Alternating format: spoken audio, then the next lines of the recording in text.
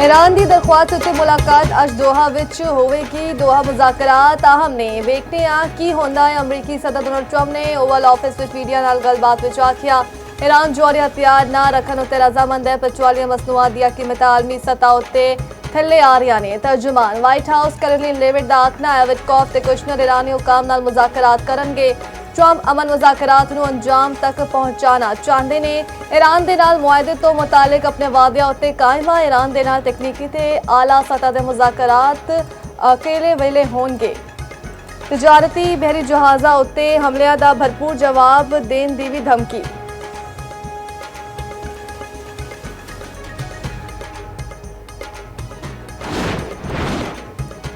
Iran के दोहा विच अमरीका ते ईरानी वफद की मुलाकात की तरदीद। तर्जुमान ईरानी वजारत खारजा इस्माइल बकाई ने आखिया कतर विच अमरीका नाल मुलाकात दा शेड्यूल तय नहीं। अगले कुछ दिनों विच अमरीका दे नाल मुज़ाकरात दा इम्कान ने। ईरानी वफद दोहा जाएगा। तवज्जो मुफाहमती याददाश्त दियां शक्कां उत्ते अमल दरामद उत्ते होवेगी। अमरीकी नुमाइंदे दा ईरानी वफद दे दौरे नाल कोई ताल्लुक नहीं। हतमी मुआहदे ते मुज़ाकरात अजे शुरू नहीं हुए। ईरानी नायब वज़ीर खारजा कासिम गरीब आबादी ने आखिया अमरीका नाल तकनीकी मुज़ाकरात इस हफ्ते नहीं होंगे। सालिस मुल्कां दी राय मुशावराती अमल की तस्दीक। आखिया मुज़ाकरात दा पहला दौर सारियां जरूरी शर्तां पूरियां होण ते तारीखी मुकाम उत्ते इत्तफाक दे बाद मुनक्किद होवेगा। आबनर हुर्मस तो बारूदी सुरंगा सिर्फ ईरान ही हटाएगा। फ्रांस मामले नूं होर पेचीदा ना बनाए।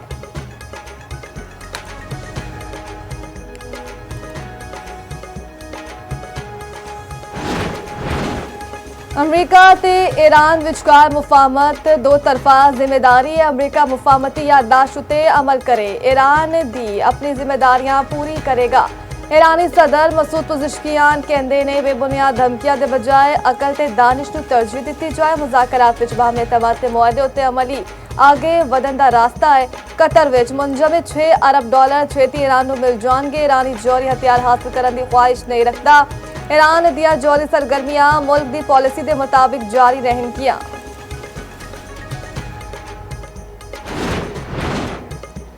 खित्ते की सूरत हाल उत्ते वज़ीर दाखिला मोहसिन नकवी सऊदी अरब वापस गए। मोहसिन नकवी सऊदी हम मनसब सने अहम शख्सियात नाल मुलाकात करनगे। ईरान अमरीका मुज़ाकराती मुआहदे ते दूजे अमूर उत्ते गलबात होवेगी। पाक सऊदी मुश्तरका सिक्योरिटी ताउन उत्ते भी गलबात होवेगी। अमरीका ते ईरान विच ताज़ा झड़पा बंद कराने विच भी पाकिस्तान दा किरदार। पाकिस्तान की सालिसी के नतीजे विच वाशिंगटन ते तेहरान दोबारा मुज़ाकरात उत्ते आमादा हुए। ओमान विच साबिक अमरीकी सफीर रिचर्ड शमीर दा कहना है पाकिस्तान ते कतर ने अमरीका ते ईरान नूं दोबारा हमले रोकण उत्ते आमादा कीता। तवक्को है मंगल नूं दोहा विच गलबात विच पाकिस्तान ते कतर बतौर सालिस शरीक होणगे।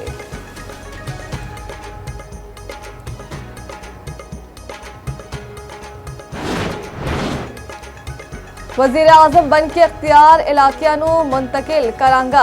एनडी बर्हन ने बरतानिया दा वज़ीर आज़म बनन दी मुहिम शुरू कर दी। आखिया पार्लीमेंट ते वाइट हॉल विच बुनियादी इस्लाहात दी लोड़ है। हुकूमती इख्तियार नूं मरकज़ तो मुंतकिल करांगा। वज़ीर आज़म दफ्तर नास नंबर T नॉट तक वदा दावागा।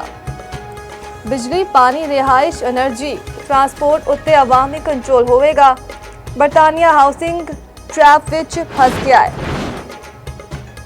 कराची विच रेंजर्स कैंप उत्ते दहशतगर्द हमला। पाकिस्तान दा अफगान तालिबान रजीम नाल शदीद एहतजाज। तर्जुमान दफ्तर खारजा के मुताबिक अफगान नाज़िमुल अमूर दी दफ्तर खारजा तलबी बज़ाब्ता एहतजाज रिकॉर्ड सख्त डिमोलिश दिता गया।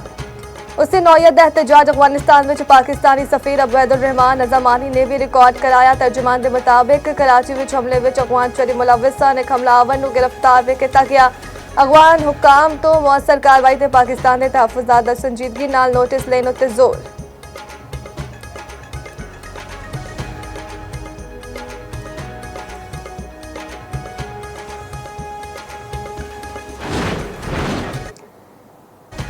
कराची दहशतगर्द हमले विच शहीद लांस नाइक कसूर अब्बासी दी नमाज़ जनाजा खान दोताला विच अदा। मुकम्मल फौजी एजाज के नाल सुपुर्द खाक कर दिता गया। शहीद रेंजर सरकार जिशान यूनस मसीदा जुस्ते खाकी भी हैदराबाद पहुंचा दिता गया। आखिरी रसूमात चर्च पितादार शहीद नूं मकामी कब्रिस्तान विच मुकम्मल फौजी एजाज नाल सुपुर्द खाक कर दिता गया। रेंजर्स के चाको चुबंद दस्ते दी शौदा नूं सलामी।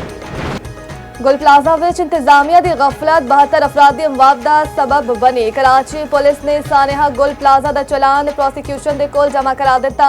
गुल प्लाजा कमेटी के सदर तनवीर पास्ता, नायब सदर, जनरल सैकटरी, ज्वाइंट सैकटरी मुलजिम नामजद, दुकानदार नेमतुल्ला ने अहदेदारियां वरहा दा पुत्तर हुजैफा भी मुलजिम नामजद, सारे मुलजिम मफरूर करार। रिपोर्ट में आख्या गया है कि यूनियन सदर तनवीर पास्ता ने की इलैक्ट्रिक नू फोन करके बिजली बंद करवाई। यूनियन वालों वेले सरगेट नहीं खुलवाए गए। एक हादसाती तौर पर लगी कोई धमाका खेज मवाद नहीं पाया गया। अग की शुरुआत दुकान नंबर 193 तो हुई। हुजैफा वालों माचिस दियां तीलियां साड़ के सुट्टन नाल मसनूई फलां विच अग लगी।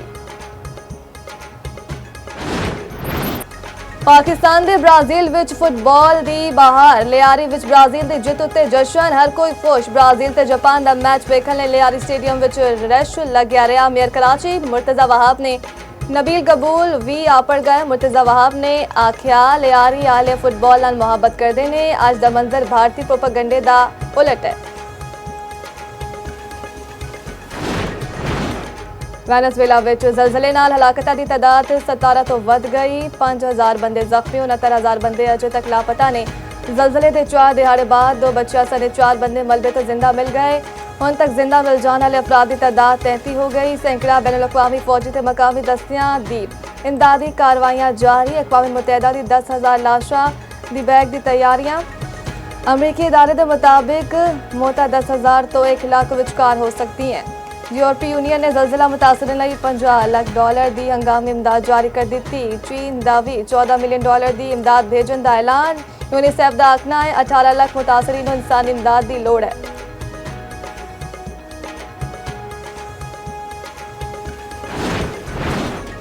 यूरोप के बाद अमरीका विच भी खतरनाक गर्मी की वार्निंग। दर्जो हरारत 38 डिग्री तक जान की पेशगोई। यूरोप विच हीट वेव नाल मौतां की तादाद 1300 तो वध गई। 1000 मौतां सिर्फ फ्रांस विच होईयां। स्पेन विच 5 दिहाड़े विच 325 मौतां रिकॉर्ड। पोलैंड विच शदीद तरीन गर्मी का नवा रिकॉर्ड कायम। शदीद गर्मी की वजह नाल यूरोप विच सियाहती थावां बुरी तरह मुतासिर। ट्रेन सर्विस, बिजली की पैदावार ते तालीमी सरगर्मियां रुक गईयां। खराब मौसम की वजह नाल लंदन के एयरपोर्ट्स तो परवाज़ा विच ताखीर। आलमी इदारा सेहत के मुताबिक यूरोप विच दर्जो हरारत आलमी औसत के मुताबिक दुगनी रफ्तार नाल वध रहा है।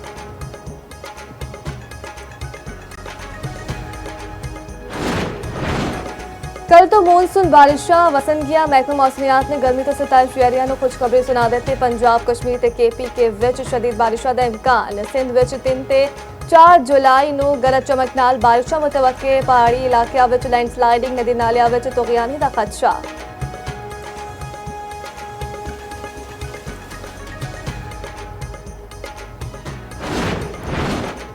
ढांचे दे इलाके बलगार विच ग्लेशियर पिघलण नाल पानी का बहाव तेज। RCC राबता पुल नूं शदीद नुकसान। बलगार पुल ट्रैफिक लई बंद। सियाती मकाम दी 7,000 तो वध आबादी। जमीनी राबता मुनकता। गवारी झील नाले विच भी तुगयानी। एक गड्डी रेले विच बह गई। दुकानां नूं नुकसान आपरिया। सियाचिन रोड बंद कर दी गई।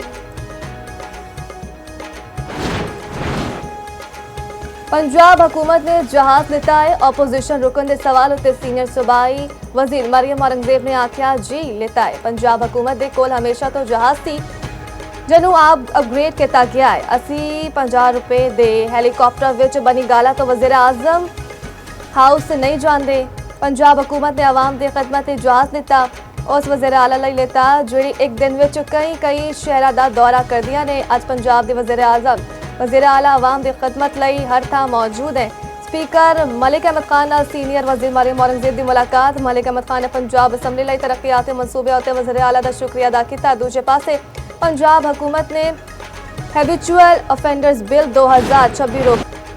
दुनिया के वड्डे कंटेनर बरतार जहाज़ां विच शामिल MSC लोटिव कराची आपड़ गया। जहाज 3802 TEUs उत्ते मुश्तमिल कार्गो लेके आप लॉस एंजलिस ओलंपिक्स विच क्रिकेट दी क्वालिफिकेशन के तरीकेकार का ऐलान। T20 फॉर्मेट उत्ते मैच होंगे। मर्द ते खातीन दियां 6 टीमां हिस्सा लेंगियां। ICC ते इंटरनेशनल ओलंपिक कमेटी ने तरीकेकार दस दिता।